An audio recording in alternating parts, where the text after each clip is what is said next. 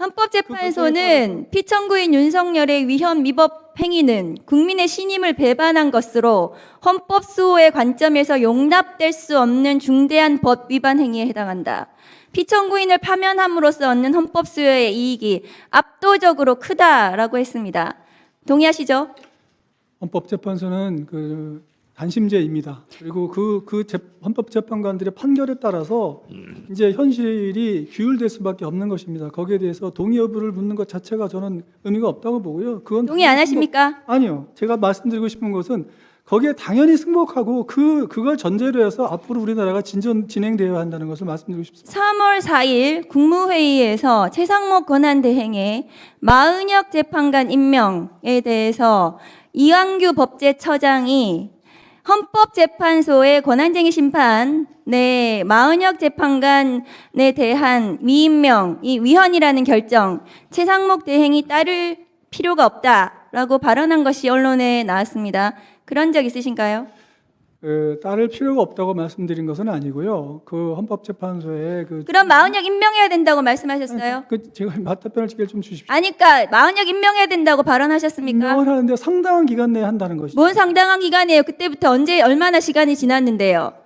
헌법재판소에서 위헌 결정이 났는데도 불구하고 뭔 상당한 기간입니까? 임명을 하면 되는 거지. 그래서 본인이 헌법재판관으로서 위헌 결정에 대해서 헌법재판소의 위헌 결정에 대해서 최상목 대행에 대해서 제대로 보자도 못하면서 그리고 본인의 40년 친구 윤석열의 징계 소송의 대리인으로 해준 보훈으로 법제처장 하시면서 윤석열 정부의 법제를 본인이 보좌하셨는데 저렇게 내란 행위를 저질렀습니다. 본인은 책임 없으시다고 생각하나요? 의원님, 의원님께서 질의하시는 제대로 보좌하지. 제 질문의 취지를 얘기하지 마시고 답변을 하세요. 하겠습니다. 취지를 답변을 하시라고요. 취지를 묻는 게 아닙니다. 근데 의원님, 그런데 개인적으로 본인이 대통령을 제대로 보좌하지 않은 것에 대해서 책임을 지고 본인이 사퇴할 생각 없습니까? 법제처장. 의원님, 그리고 헌법재판관 지명에 대해서 고사할 생각 없습니까? 본인 후보자도 아닙니다. 제가 아까 말씀드렸지 않습니까? 고사를 하는 게 맞습니다. 본인의 친구, 법제처장으로서 윤석열을 제대로 보좌하지 않은 그 책임을 지고 헌법재판관 고사하고 법제처장 사퇴하는 것이 맞습니다. PPT 올려주세요.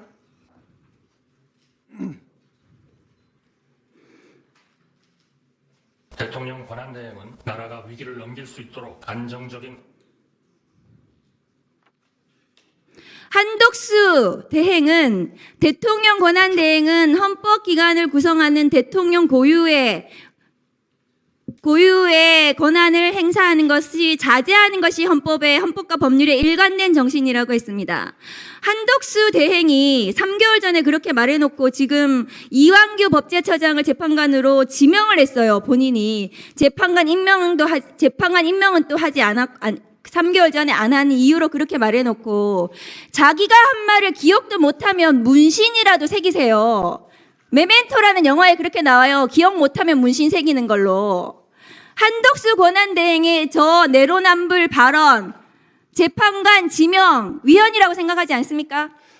한 총리께서 이전에 말씀하셨을 때는 직무정지 상태에 있기 때문에 사고인 시대였고요. 이번에 하신 결정은 이제 탄핵 결정이 났기 때문에 이제 거리가 된 상태입니다. 한덕수 대행이 민주적 정당성이 있습니까? 국민 대표성이 있습니까? 무슨 대통령 고유 권한을 행사를 한다 그래요? 한덕수 대행이 그러면 비상계엄도 선포하고 전쟁도 선포하고 그러면 되겠네요. 대통령 고유 권한을. 법제처장으로서 똑바로 보좌를 했어야지. 윤석열 내란 행위